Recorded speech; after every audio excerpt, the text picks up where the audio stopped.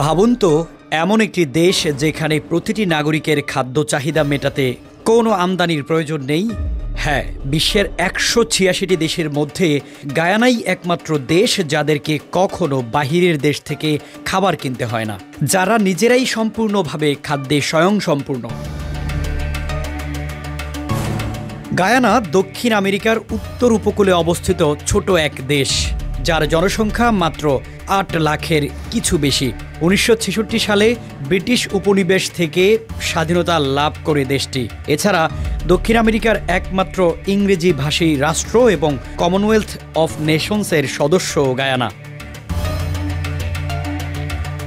সম্প্রতি nature food সাময়িকীতে প্রকাশিত এক গবেষণায় দেখা গেছে, গায়ানা ৭টি প্রধান খাদ্য উপাদান ফল, সবজি, দুগ্ধজাত পণ্য, মাছ, মাংস, উদ্ভিজ্জ প্রোটিন এবং শর্করার উৎস সবগুলোতেই স্বয়ংসম্পূর্ণ।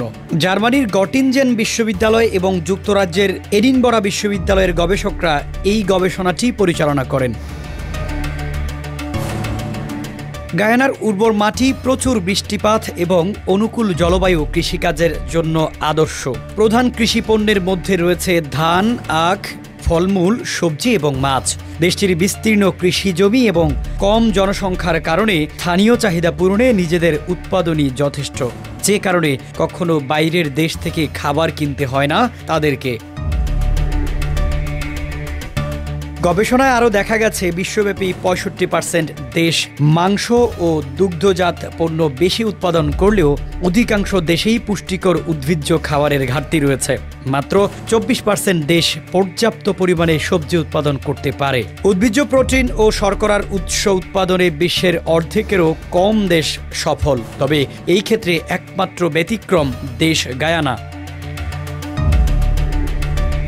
গায়ানার প্রেসিডেন্ট ইরফান আলী স্থানীয় কৃষকদের প্রশংসা করে বলেন, আমাদের কৃষকদের কঠোর পরিশ্রমের ফলেই আজ গায়ানা খাদ্যে স্বয়ংসম্পূর্ণ। সরকার কৃষকদের আরও সহায়তা প্রদান এবং কৃষি খাতকে আরও উন্নত করার পরিকল্পনা গ্রহণ করেছে।